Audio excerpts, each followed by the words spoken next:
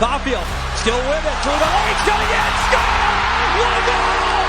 Cole Caufield! You don't get called a sniper because you score. Lots of guys score. You earn it because every time the puck hits your tape, the goalie flinches first. Cole Caufield has lived in that space since the moment he arrived. Short runway, big detonation. Over the past 2 seasons, he's weathered a cold year where the puck wouldn't listen, then came back dialing corners at a rate that puts him back in the argument. But arguments need proof, so today we're testing a bold claim. Has Caufield actually proved he's a top 3 sniper, or is he still knocking on that door from the top 5? We're going to stack his shot volume against the league's best, look at his finish versus expected, dig into the power play ceiling, and line up his numbers next to the modern sharpshooters who own this era. The answer's not simple, and that's why it's fun. Stick around to the end, we'll settle it. Sniper isn't about overall points, it's a finishing title. How efficiently and consistently you turn chances into goals, especially from danger areas and on the power play. In 2025, the gold standard looks like this: high 5-on-5 goal rate, a chunk of power play daggers, a shot that holds up under tight coverage, and enough repeatability that a 40-plus season isn't an outlier. That's why names like Leon Draisaitl, David Pastrnak, and Tage Thompson keep surfacing. They don't just score, they predictably beat goalies in the same ways year after year. If Caufield is top 3, he has to live in that air for more than a hot streak. He needs the combination: rate, volume, versatility, and a power play threat that bends penalty kills out of shape. That's our measuring stick.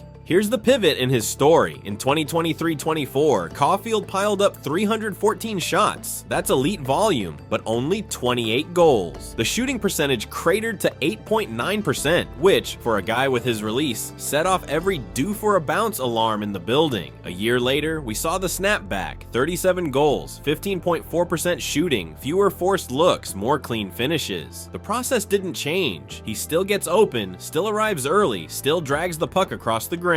But the finishing luck and rhythm returned. That's classic regression toward talent. When a sniper's mechanics are right and the volume is there, the math eventually remembers who he is. The question isn't whether he can score, it's whether he can hold the post-regression level against the biggest guns in the league. But that wasn't the whole story. The 2022-23 shoulder shutdown masked a different truth. Before the injury, he was tracking for 45 plus over a full season. That pace wasn't a gimmick. It was built on pre-shot movement and a release that hides until it's too late. The last 2 years simply gave us the full cycle. One unlucky year where the puck wouldn't break, and one normalization year where it did. The real verdict on top 3 will come from what he does next: repeatability. Caufield's toolkit checks every sniper box. The wrist shot jumps. The one-timer arrives before the goalie finishes reading. The trick isn't just power, it's angle change. He pulls the puck across his body late, scrubbing the sight line and forcing a goalie to fight a different shot than the one they lined up for. That drag release is why the puck feels faster than at times. It's also why his goals above expected pop. He's not just living on rebounds or backdoor tap-ins. He's beating the model by turning medium looks into dangerous ones.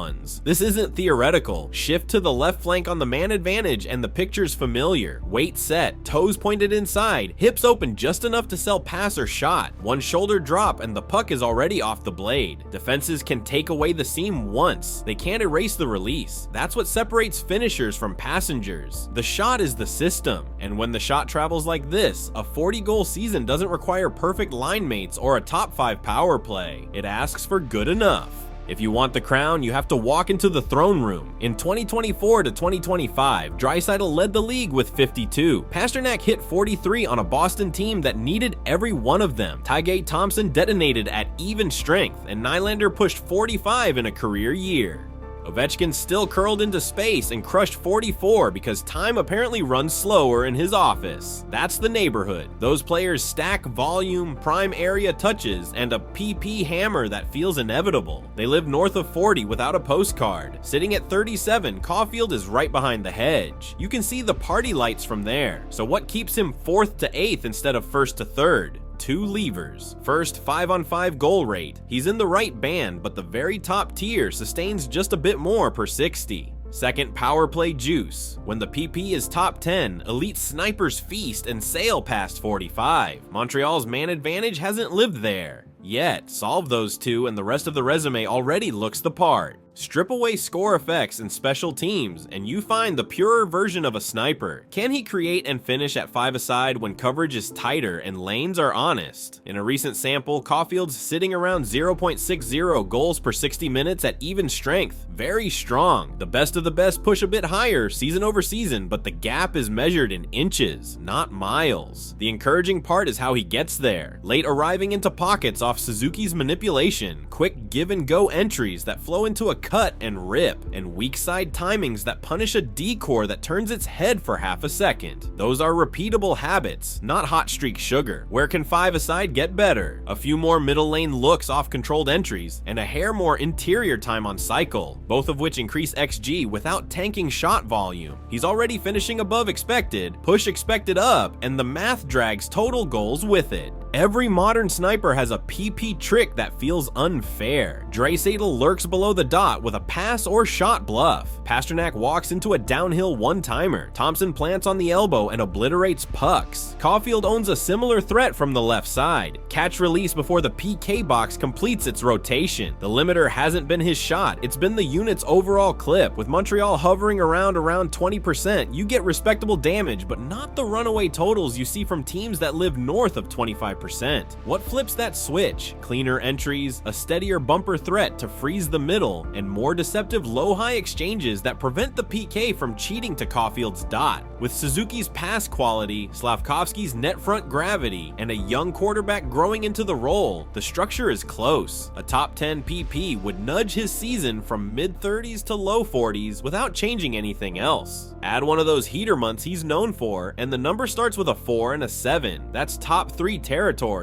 Snipers don't work alone, they orbit play drivers who bend the ice in the right direction. The Suzuki Caufield Slavkovsky trio gives him that platform. The line's expected goals share hasn't always sung, but the chance creation rate is real, and the minutes are heavy enough that one good stretch swings totals fast. The key detail is fit. Suzuki manipulates defenders east-west. Slav uses size to hold pucks. Caufield times the second wave. When that triangle hums, the puck arrives on his blade with enough space to let the release do the talking. 2 usage tweaks push him higher. First, slightly more off-wing touches that force goalies to respect pass or drag in both directions. Second, occasional bumper rotations on the PP that give him middle ice looks he can one-touch or pull into a snap. You don't have to rewrite the system, just add a few pages that say, Cole gets the last touch.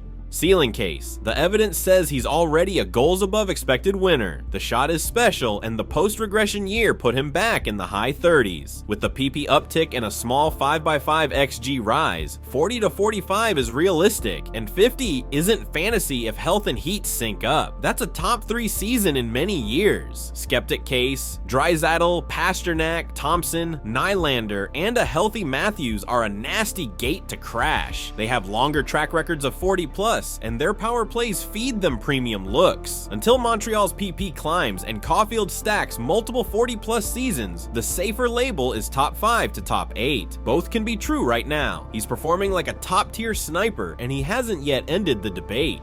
Not yet. Today, the fairest answer is probably top 5, sitting just outside the top 3 with the shot, process, and trajectory to kick the door in. He just posted 37 with strong finishing signals after a year where the puck betrayed him. The trend line is pointing at 40+. Give him a top 10 power play and one more season where 5-a-side efficiency ticks up, and the conversation flips from is he to who's keeping him out. If you're betting on the next name to join Draisaitl, Pasternak, Matthews, Thompson in the annual sniper shortlist, Caufield is the pick. He hasn't proved top 3 yet, but he's close enough that one hot spring could make this video look prophetic.